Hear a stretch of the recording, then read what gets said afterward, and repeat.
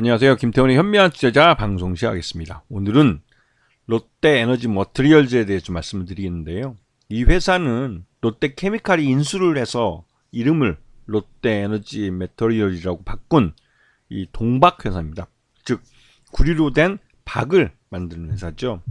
지금 보시면 아시겠지만 이러한 그 얇은 막으로 되어 있는 이 구리 막을 만들어서 이제 판매하는데 이게 다양하게 사용됩니다. 대표적으로 전기차 배터리용으로도 사용되기도 하고 또 그 외 통신 장비 안에도 이게 들어갑니다. 그리고 그 우리가 흔하게 쓰고 있는 전자제품 내에서도 이게 이제 동박이 많이 사용되죠. 그래서 이 동박은 용처가 많고 수요량이 점점 늘고 있는, 특히나 이제 전기차 배터리처럼 대량으로 소비되는 쪽에서 수요가 늘고 있기 때문에 전 세계 모든 이 동박 만드는 업체들은 대규모로 지금 생산 증설에 투자를 하고 있습니다. 그래서 누가 먼저 좋은 고객, 즉 그 전기차 배터리를 만드는 업체를 고객으로 잡고 또 대량으로 이런 전지박을 양산을 해서 또 안정적으로 공급하냐가 이 시장을 놓고 헤게모니 싸움을 하고 있는 거죠.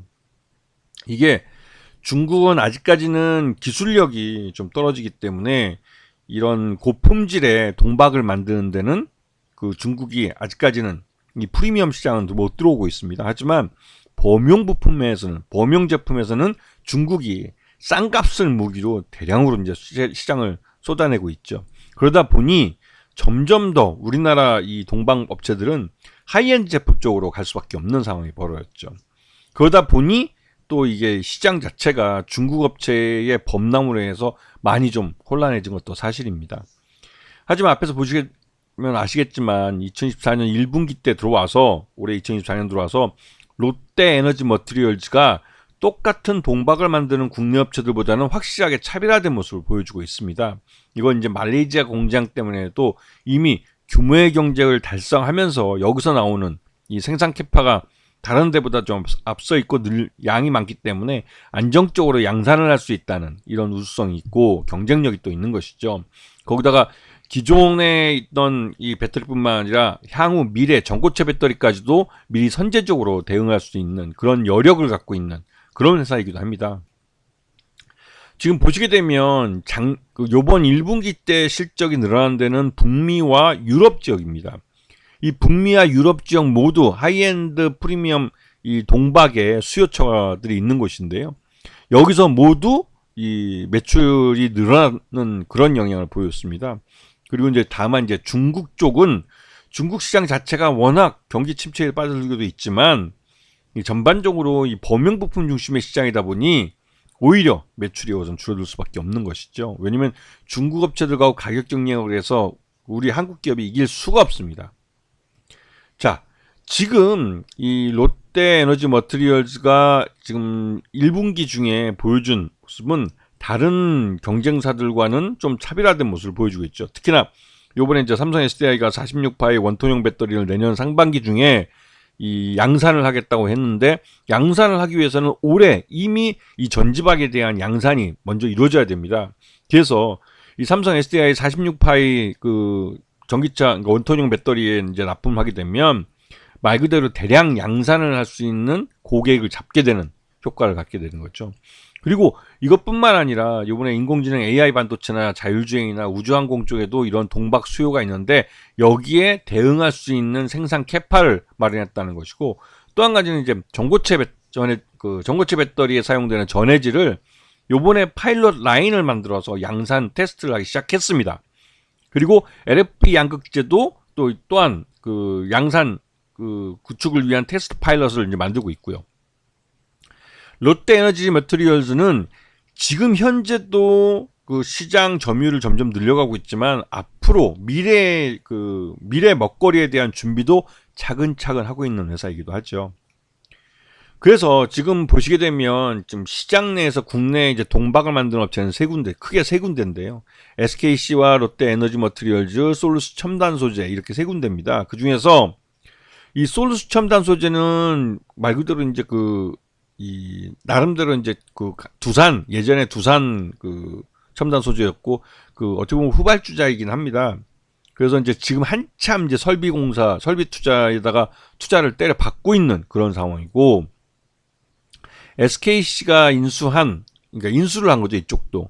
SKC가 이제 SK 넥슬리스라는 회사는 이게 원래 전 세계 1위까지 했던 업체인데 지금 현재로서는 이 주력 거래처인 SK온이 부진하게 되면서 여러 가지로 좀 어려움을 겪고 있는 그런 상황에 빠져 있는 상태입니다. 그래서 이 동박 3사의 이번 1분기 영업이익을 보시게 되면 롯데 에너지 머티리얼즈만 흑자를 냈을 뿐 SK 넥슬리스와 솔루스 첨단 소재 모두 적자를, 그것도 대규모 적자를 내고 있는 상황이죠.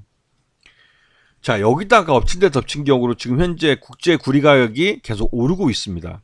이게 톤당 7,800불에서 지금 9,200불까지 올라오면서 조만간에 사상 최고가를 또 경신할 가능성이 크고, 그래서 이 동 가격에 국제 구리 가격이 이렇게 급등한 것은 그 인공지능 AI 데이터 센터에 대한 수요가 늘면서, 즉 이런 건설 수요가 늘면서 이 AI 센터에다가 전력망을 대는, 왜냐면 전력 수요가 워낙 그 큰 이런 AI 데이터 센터들이 이제 우죽순 생기다 보니까 여기에다까지 전기를 끌어오기 위해선 기존 전력망 갖고는 안 돼요. 신규로 투자가 이루어야 됩니다. 근데 그 신규로 이루어지는 그 전력망을 새로 구축하는데 굉장히 많은 구리가 소비되가 되죠.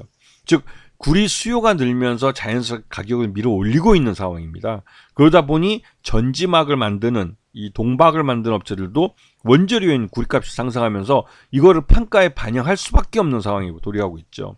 이거 실제로 쇼테이지가 나면, 그러니까 즉 부족하게 되면 가격은 뭐 그러니까 인수자들, 그러니까 엔드유저도 이 가격 인상을 인정할 수밖에 없습니다. 왜냐면 이거를 제때 공급을 못 받게 되면 공장을 세울 수밖에 없기 때문에 울며 겨자 먹기로 높아진 인상된 가격으로 그 전지박을 사올 수밖에 없는 것이죠.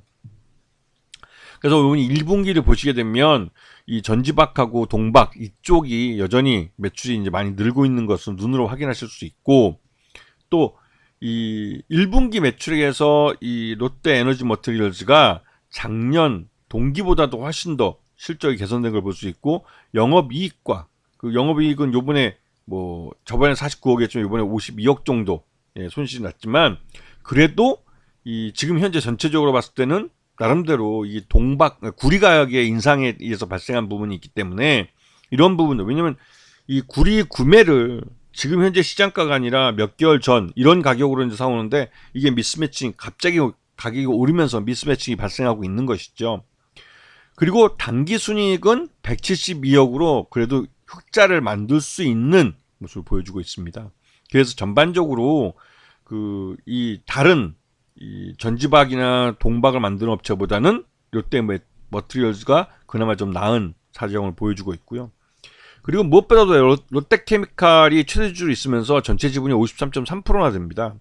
과반을 넘어가고 있기 때문에 유통 가능한 수량도 적고, 그래서 주가가 뭐 그동안 많이 실적이 부진했기 때문에 주가 많이 흘러내리긴 했어도 먼저 반등이 나올 가능성이 높은 거죠. 여기다가 앞에 잠깐 말씀드렸던 고체 전해질, 전고체 배터리의 핵심 소재인 이 고체 전해질에 대해서 파일럿 공장을 먼저 만들어서 이 양산을 위한 대응을 해주고 있기 때문에 이 고객사들이 롯데 에너지 머티리얼즈와 이 거래를 할 그러니까 신규로 그런 대규모 납품처를 잡을 수 있는 가능성이 높아지는 것이죠.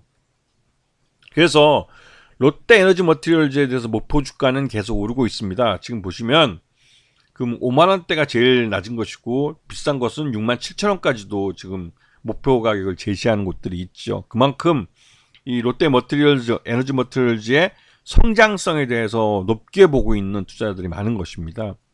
그래서 지금 현재 지난해 2021년에는 지금 13만 7천원까지 갔던 주가가 그동안 이제 금리 인상이나 이런 부분 때문에 계속 주가가 흘러내리고, 또 최근 들어서 전기차 분야의 이런 이 수요 둔화 이런 것 때문에도 이 고객사인 전기차 배터리 업체들이 전지박에 대한 수요가 급감하면서 또 이런 부분 때문에도 주가가 많이 하락을 했습니다.